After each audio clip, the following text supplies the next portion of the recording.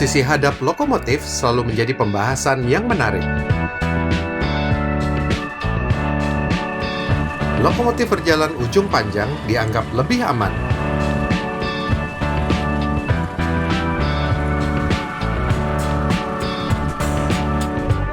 Namun, saat berjalan ujung pendek dapat memberikan pandangan luas yang tak terhalang.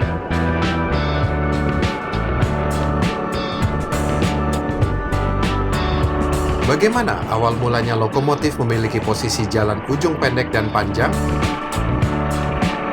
Ikuti ceritanya di Kereta Nostalgia.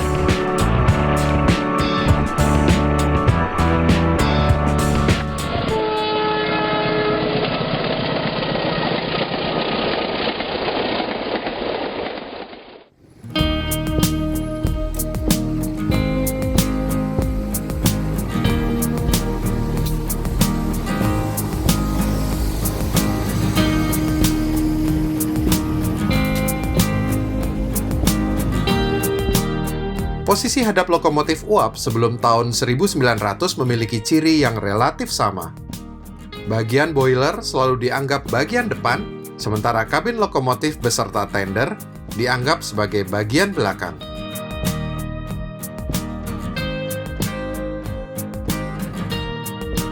Perkeretaapian Hindia Belanda yang banyak mendatangkan lokomotif uap dari Eropa tentu saja terpengaruh dengan pola ini.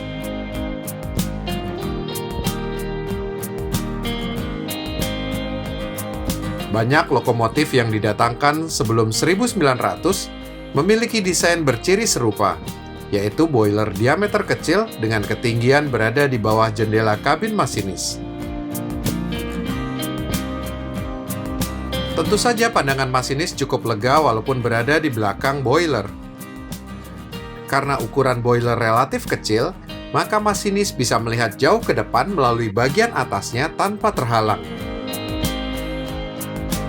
Mengikuti standar Eropa, posisi utama masinis berada di sebelah kanan menghadap ke boiler di depannya.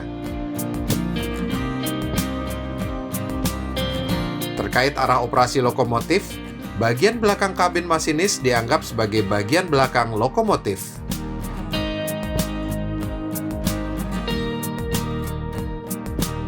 Walaupun ada lokomotif yang beroperasi dengan berjalan mundur, namun arah operasional selalu diusahakan untuk berjalan maju.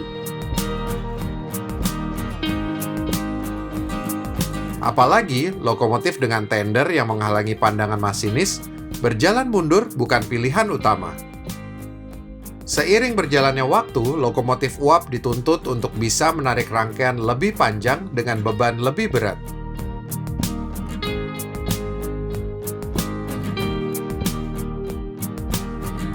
Maka, untuk meningkatkan output tenaga diperlukan boiler yang berukuran lebih besar.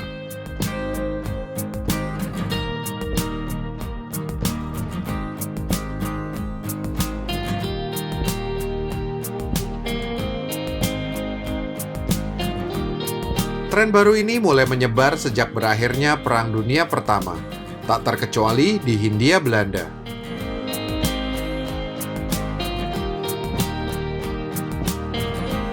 Perusahaan-perusahaan kereta api di Hindia Belanda merasakan armada lokomotifnya kurang bertenaga dan mulai mendatangkan lokomotif-lokomotif yang lebih kuat.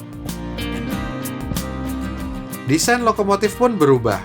Dengan semakin membesarnya ukuran boiler, masinis tidak lagi bisa leluasa melihat dari atas boiler.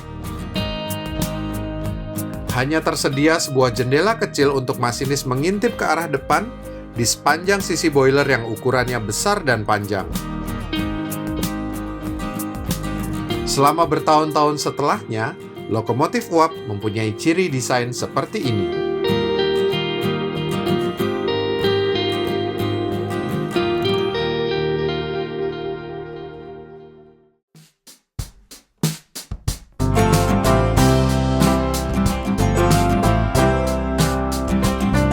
Saat traksi diesel mulai populer, desain lokomotif uap ini diadopsi juga pada lokomotif diesel.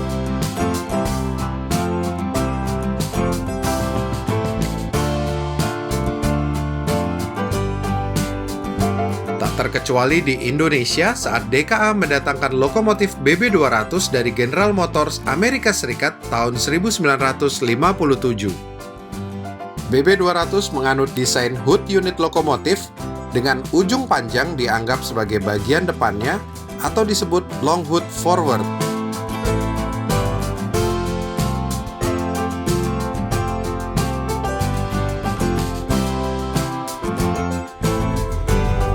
Karena hanya tersedia satu meja kendali masinis, maka posisinya diletakkan di sisi kanan arah ujung panjang lokomotif.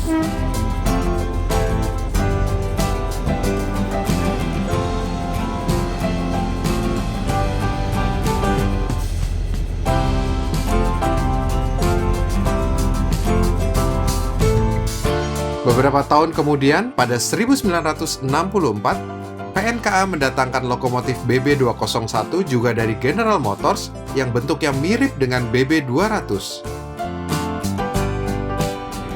Perbedaan mendasar dari BB201 adalah posisi depannya berada di ujung pendek sehingga dikategorikan sebagai short hood forward. Hal ini berpengaruh pada posisi meja kendali masinis yang ditempatkan di sisi kanan arah ujung pendek. Namun posisi ini mendatangkan masalah karena menyulitkan pandangan masinis melihat sinyal saat berjalan ujung panjang. Karena itu kehadiran asisten masinis wajib diperlukan untuk membantu kerja masinis memantau sinyal dan rambu yang selalu berada di sisi kanan rel. Hal yang sama kembali dilakukan oleh PJKA saat mendatangkan lokomotif BB302 dari Hensel Jerman pada tahun 1972. Lokomotif kecil bertipe hood unit ini juga memiliki posisi depan pada ujung pendeknya. Namun berbeda dengan lokomotif rancangan tahun 50-an, BB302 sudah mengadopsi desain short hood rendah yang memungkinkan jendela lebar di atas ujung pendek. Adanya jendela ini membuat pandangan masinis lebih leluasa di ujung pendek. Karena itu, lebih diperlukan menempatkan meja kendali masinis di sisi ujung panjang. PJKA segera memindahkan meja kendali masinis ke sisi ujung panjang di seri-seri lokomotif berikutnya, seperti BB303 dan BB306 yang juga dipesan dari Hensel,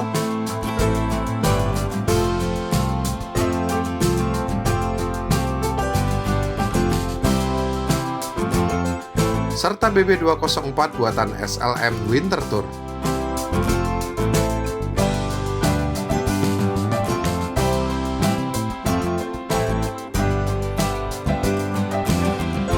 Lokomotif dengan desain hood unit terasa merepotkan bagi PJKA jika hanya memiliki satu meja kendali saja. Karena itu, saat memesan CC201 dan BB203 dari General Electric, PJKA memilih menggunakan sepasang meja kendali di kedua sisi kabin masinis.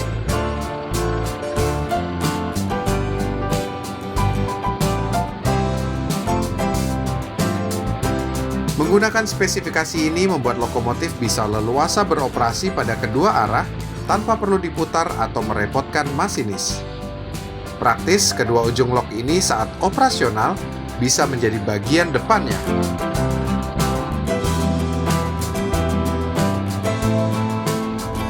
Namun PJKA tidak menerapkan pola dua meja kendali ini pada lokomotif yang sifat operasionalnya multi-unit, seperti saat mendatangkan CC202 dari Kanada pada tahun 1986 untuk menarik kereta Baba Ranjang.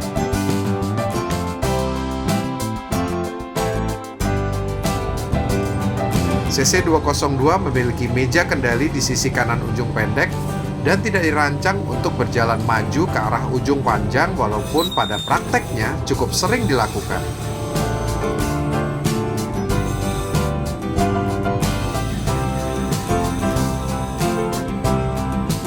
CC202 biasanya terangkai sebanyak 2-3 lokomotif dengan ujung pendek menghadap arah yang berlawanan sehingga bisa beroperasi pada kedua arah.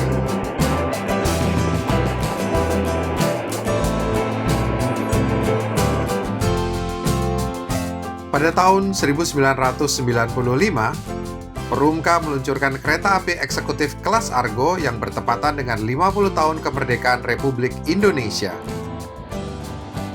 Rangkaian kelas Argo ini ditarik oleh lok CC203 buatan General Electric yang menandai era baru desain loko Hood Unit di Indonesia.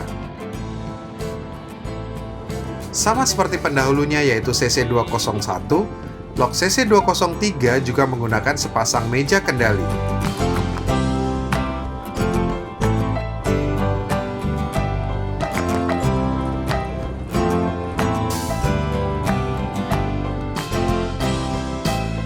Namun yang membedakan, lok CC203 adalah lokomotif diesel pertama Indonesia yang menggunakan konsep wide cabin atau kabin luas.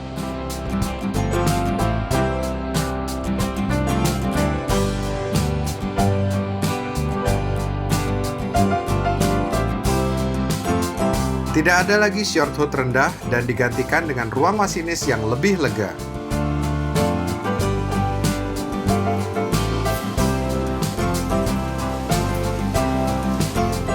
Menggunakan bentuk ini, tentu saja bagian depan lokomotif mudah diidentifikasi yaitu pada ujung pendeknya. Akhirnya, ujung pendek ditetapkan oleh PT KAI sebagai bagian depan lokomotif sehingga ada kewajiban untuk memutar lokomotif sebelum berangkat dinas.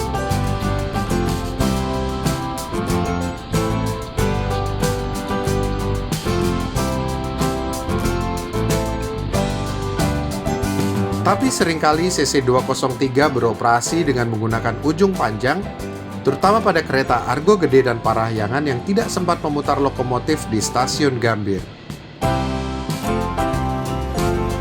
Era lokomotif Hood Unit di Indonesia terus berlanjut dengan kedatangan CC205 di tahun 2011. Lokomotif Babaranjang terbaru ini mengadopsi pola operasi yang sama dengan pendahulunya yaitu CC202.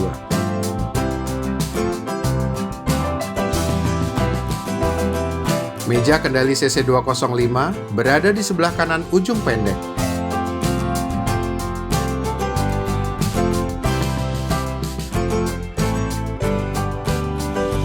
Rupanya era Hood Unit lokomotif belum akan berakhir di Indonesia. Ujung panjang,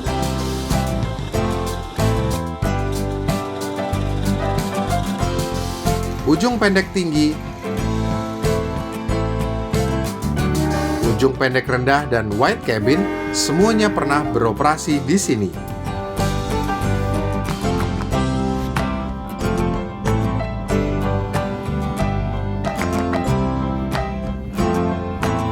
Walaupun lok-lok double kabin terus berdatangan, tapi Hood Unit lokomotif tampaknya masih akan tetap beroperasi sampai bertahun-tahun mendatang.